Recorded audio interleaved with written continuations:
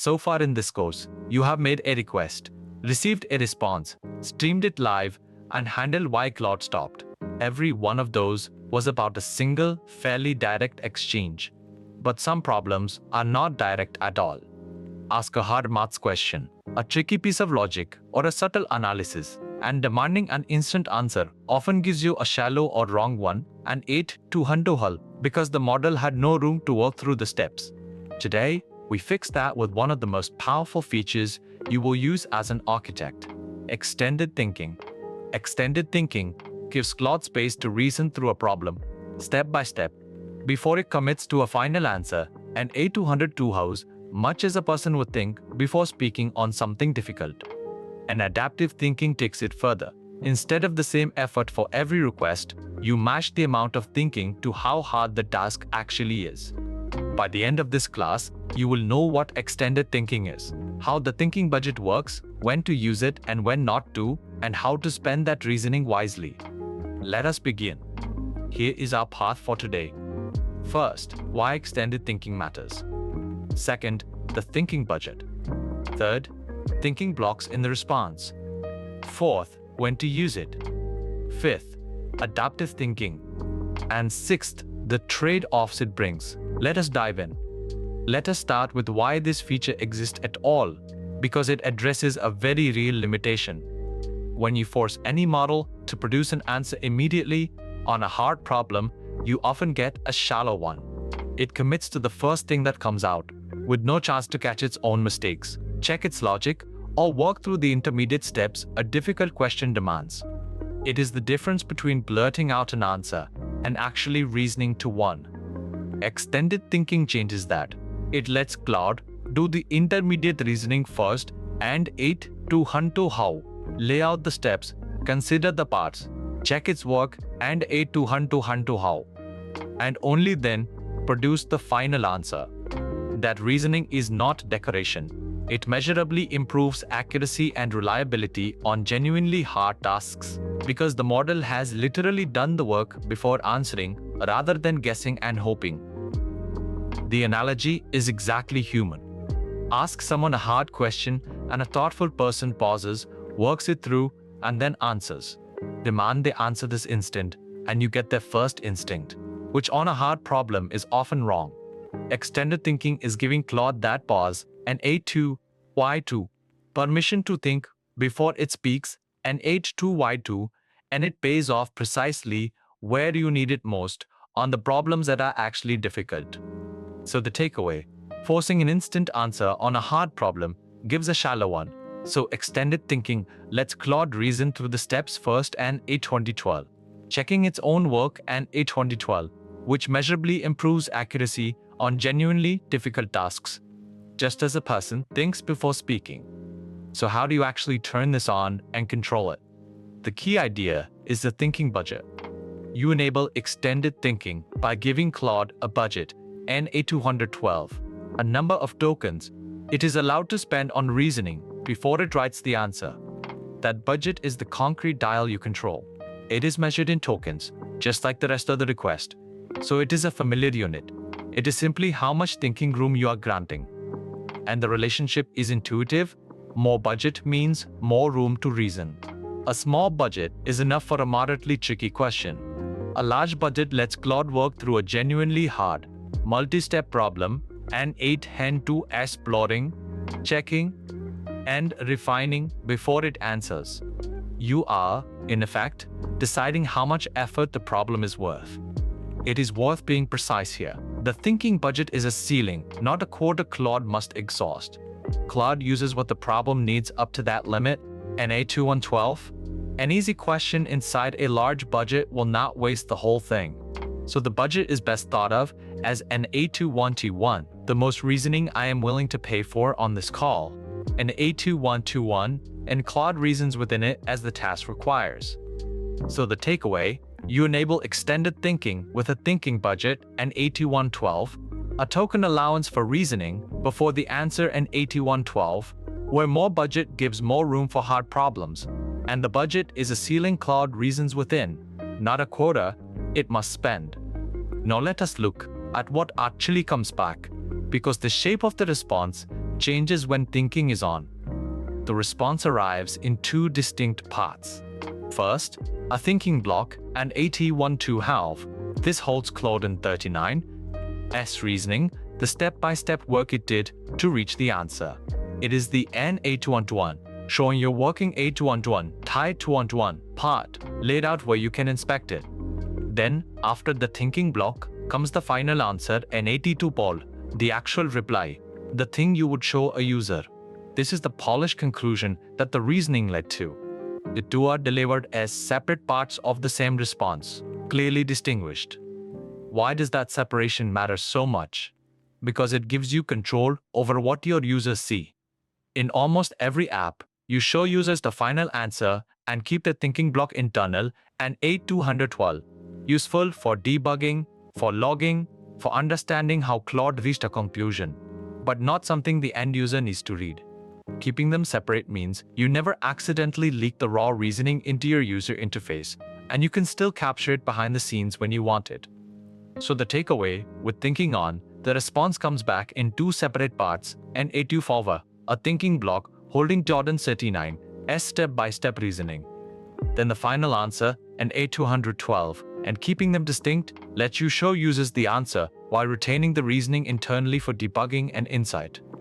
Extended thinking is powerful, but it is not free and it is not always appropriate, so knowing when to reach for it is a real architectural skill. It is a great fit for genuinely hard reasoning, multi-step mathematics, complex logic, careful analysis of a tricky situation, planning that has many interacting parts. These are the tasks where the intermediate reasoning genuinely changes the quality of the answer, and 812, where thinking first is the difference between right and wrong. But you should skip it for simple tasks, a straightforward lookup, casual chat, reformatting some text, a quick classification. On these, the answer is direct and the extra reasoning adds latency and cost without improving anything. Turning on heavy thinking for an A20. What is the capital of France in A20? Is pure waste and A20. The model does not need to deliberate. The mental test is simple and worth internalizing. Would a thoughtful human need to stop and work this out, or would they just know it? If a person would pause and reason, extended thinking helps.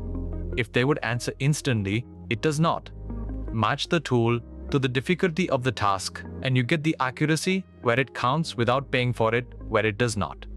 So the takeaway? Use extended thinking for genuinely hard reasoning and 8212 multi-step maths, complex logic, careful analysis, and 8212, and skip it for simple lookups, chat, or formatting. The test is whether a thoughtful person would need to stop and work it out or would simply know the answer. That last point, N8084, matching effort to difficulty, and 8084 leads directly to the most sophisticated approach, adaptive thinking. The naive way to use thinking is to pick one budget and apply it to every request. But that is wasteful in both directions. Too much thinking on easy prompts, and possibly too little on the hardest ones. Adaptive thinking means varying the budget to match each task, and 82 pal, a small budget or none for easy prompts, and a large budget for the hard ones.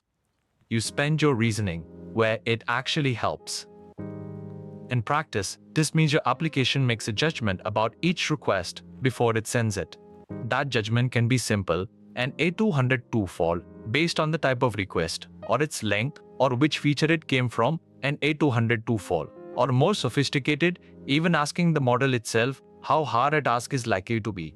However you decide, the goal is the same: give hard problems room and easy ones none. The payoff is that you get the accuracy benefits of extended thinking exactly where they matter, while keeping your average cost and latency low across all the easy traffic that does not need it. A well-architected application does not think hard about everything and A200 fall. It thinks hard about the things that are hard and answers the rest quickly. That is adaptive thinking, and it is the mark of a mature design. So the takeaway, rather than a fixed budget for everything, adaptive thinking bears the budget to match each task, and A201, little or none for easy prompts, a large budget for hard ones, and A201, So you gain accuracy where it matters while keeping average cost and latency low. Let us be clear-eyed about the costs, because every architectural choice is a trade-off, and this one is no exception. What it costs? Thinking tokens are real tokens. They act to the cost of the call, and they add latency and 8200. The user waits while Claude reasons before the answer begins. A large thinking budget on every request would make your app slower and more expensive across the board. There is no free lunch. Reasoning takes time and money. What it buys on genuinely hard problems, markedly better answers, and A212, more accurate, more reliable, fewer costly mistakes. For a task where a wrong answer is expensive or embarrassing, paying a little more for a much better result is an easy trade. The value is highest exactly where correctness matters most. So the way to hold it in your head is as an investment, not a default. You spend extra tokens and time to buy accuracy. And like any investment, you make it where the return is worth it. And A2112 on the hard, high-stakes problems, and A2112, and you decline it where it is not. That framing, combined with adaptive budgeting, is how you use thinking as a professional deliberately and only where it pays. So the takeaway? Extended thinking costs extra tokens and adds latency. But on hard problems, it buys markedly better, more reliable answers and 82-1. So treat it as an investment made deliberately where accuracy is worth the cost, not as the default applied to everything. One more thing before we recap. Extended thinking does not stand alone. It composes cleanly with the features you have already learned, which makes it easy to adopt. It works with streaming. When thinking is on, the reasoning itself can stream to you as it is produced, before the final answer. This lets you show the user an 8200 thinking and 8200 state and 8200 a clear signal that Claude is working on something hard and 8200. So a longer wait feels intentional and reassuring rather than like the app has frozen. The streaming patterns from last class apply directly, and it works with tools, which we will cover in depth later. When Claude can't call tools, extended thinking lets it reason before deciding which tool to use and why an A200 or vol, a much more deliberate, accurate choice than reacting instantly. Thinking plus tools is a genuinely powerful combination for building capable agents, and it all rests on the same foundations. The reassuring message is that thinking is not a separate world you have to learn from scratch. It slots into the request response, streaming, and stop reason patterns you already know. You are adding a capability on top of a foundation you have already built, which is exactly how well-designed systems grow. So the takeaway, extended thinking composes with what you already know, and A212, the reasoning can stream. So you show an A212 thinking and A212 state during longer waits. And it helps Claude reason before choosing which tool to call an A212, slotting into your existing patterns rather than replacing them. Let us turn all of this into a short, practical checklist you can apply on every project. First, turn thinking on for hard reasoning and leave it off for simple tasks. Do not reach for it reflexively. Reach for it when the problem genuinely calls for deliberation. This one habit captures most of the value and avoids most of the waste. Second, size the budget to the difficulty of the task rather than fixing one value everywhere. Adapt. A small budget for the moderately tricky, a large one for the truly hard, none for the trivial. Adaptive budgeting is what keeps your app both accurate and efficient at the same time. And third, show users the final answer, but keep the thinking block internal. Use the reasoning for your own debugging, logging, and understanding, and A212. Never dump raw reasoning into the user experience. Keep the working behind the curtain and present only the polished result. Enable it wisely, size it adaptively, and keep the reasoning internal. 3 habits that make extended thinking a professional tool rather than an expensive gimmick. So the takeaway, use extended thinking well by enabling it only for hard reasoning, sizing the budget adaptively to each task and E10.9's difficulty rather than fixing one value, and showing users the final answer while keeping the thinking block internal for your own insight. Let us gather the whole class in one breath. Extended thinking lets Claude reason step by step before answering, so hard problems get better answers.